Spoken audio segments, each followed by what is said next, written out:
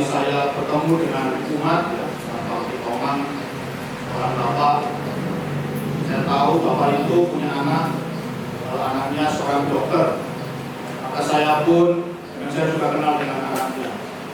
Maka saya pun bertanya kepada Bapak itu, Pak, bagaimana anak Bapak apa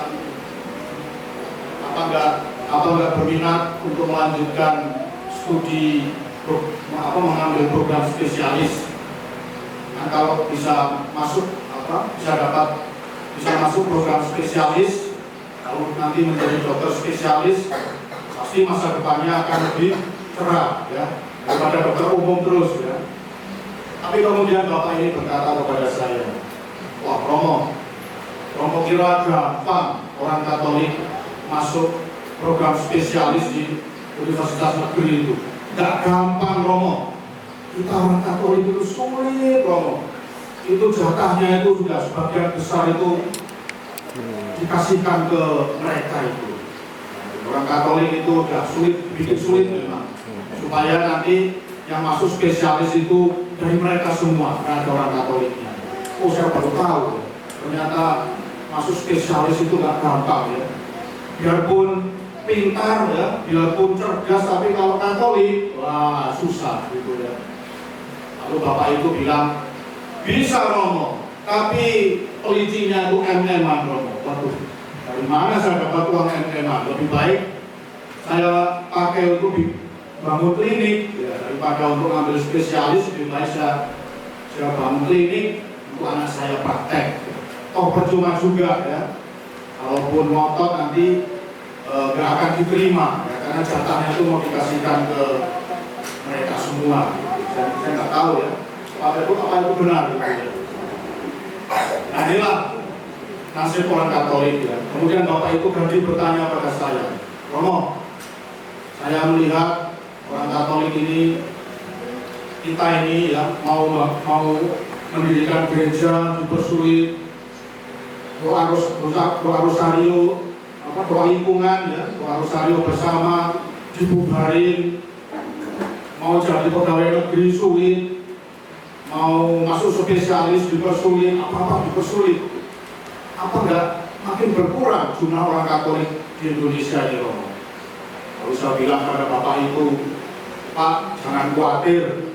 Menurut sejarah, ya, menurut sejarah gereja, meskipun orang Katolik itu ditekan, dianiaya, disiksa, dibunuh, ya, tetapi jumlah orang Katolik makin lama makin banyak, ya. Kalau kita belajar sejarah gereja, sejak zaman para rasul sampai zaman Kaisar Konstantinus itu 300 tahun, umat Kristiani itu terus dianiaya, disiksa, ya, dibunuh. Makanya waktu zaman gereja perdana itu banyak martir, ya. Jadi kitab suci dibakar, orang Kristen dibunuhi. Tapi anehnya itu tidak membuat iman Kristiani ini punah, ya. Buktinya sekarang, ya, sampai hari ini dari 7 miliar penduduk dunia itu mayoritas adalah pengikut Kristus, ya. Dari sensus gereja Katolik setiap hari itu ada baptisan dewasa 300.000 orang setiap hari rata-rata. Jadi meskipun orang Katolik, ya, orang Kristiani dianiaya, ditekan, dibunuhi, tapi iman Kristiani tidak akan punah, ya, itu sudah dijamin oleh Tuhan Yesus, ya. Seperti yang dikatakan dalam Injil hari ini, tiada sesuatu pun yang tertutup yang takkan dibuka, dan tiada sesuatu pun yang tersembunyi yang takkan diketahui. Karena itu apa yang kalian katakan dalam gelap akan kedengaran dalam terang, dan apa yang kalian bisikkan ke telinga di dalam kamar akan dimaklumkan dari atas atap rumah. Jadi keindahan iman Kristiani itu tidak bisa disembunyikan, ya, tidak bisa ditutupi, ya. Mau ditutupi tidak bisa, mau disembunyikan tidak bisa, mau dimusnahkan itu tidak bisa. Karena iman Kristiani ini sungguh iman yang sangat indah, iman yang sangat mempesona. Maka sebetulnya Bapak Ibu, saudara-saudari ini, bisa menjadi pengikut Kristus itu adalah rahmat yang luar biasa, ya. Anda kalau bukan pengikut Kristus repot, ya. Tiap tahun harus membeli kambing, mau Bapak Ibu? Tiap tahun harus membeli kambing. Nah, kambing itu harganya berapa sekarang? Kambing yang besar itu 25 juta. Memangnya mau tiap tahun? Dia ini mau tiap tahun setor 25 juta untuk membeli kambing. Nah, makanya jadi orang Katolik ini enak sekali, ya. Tiap tahun nggak usah membeli kambing, ya. Jadi persembahannya adalah apa?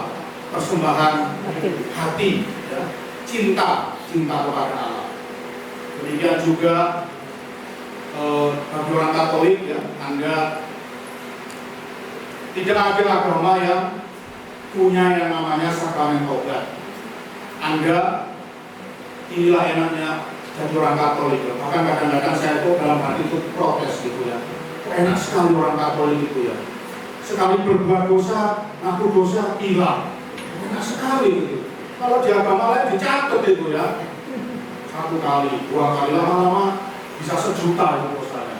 Tapi orang Katolik ini enak sekali, ya. Habis buat dosa berat seperti apapun, ya. Dosa yang ngeri-ngeri datang ke saya, mau meminta absolusi. Lalu diberi absolusi, dosanya hilang. Kok enak sekali gitu, ya. Kadang-kadang saya protes sama Tuhan itu terlalu murah hati, ya.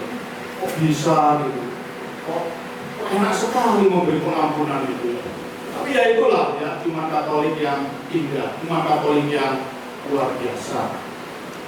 Oleh karena itu, Ibu Bapak, saudara-saudari, Injil hari ini sudah memberi jaminan kepada kita bahwa iman ini, iman yang indah ini tidak akan pernah bisa dipunahkan, ya. Itu sudah dijamin oleh Tuhan. Malah makin lama makin apa? Makin besar dan makin banyak pengikutnya, ya. Saya sendiri di Paroki Tomang itu setiap bulan harus melayani pembaptisan itu sampai sampai capek tangan saya itu, ya. Membaptis 50 orang itu tangan saya sampai tremor gitu, ya. Nah, capek tangan saya. Nah, itulah, ya, indahnya iman Kristiani. Oleh karena itu, Ibu Bapak Saudara-saudari, Tuhan Yesus meminta bantuan dari kita, ya. Kalau dulu Tuhan Yesus dan para rasul yang mewartakan iman yang indah ini, maka sekarang tugas mewartakan kabar gembira ini diberikan kepada kita, ya. Kalau Bapak Ibu Saudara-saudari nanti terngomong seperti saya, ya, kalau saya memang ngomong gitu, ya. Sudah banyak orang yang saya tobatkan minta dibaptis, apalagi waktu saya jadi misionaris di Cungkoh sana, ya. Banyak orang ateis, banyak orang yang tidak percaya Tuhan. Boleh saya taklukkan, ya. Bisa saya taklukkan karena saya terngomong, ya. Dan akhirnya mereka pun minta dibaptis. Tapi kalau Bapak Ibu Saudara-saudari nggak punya keahlian untuk bicara, nggak punya keahlian untuk ngomong, nggak apa-apa, ya.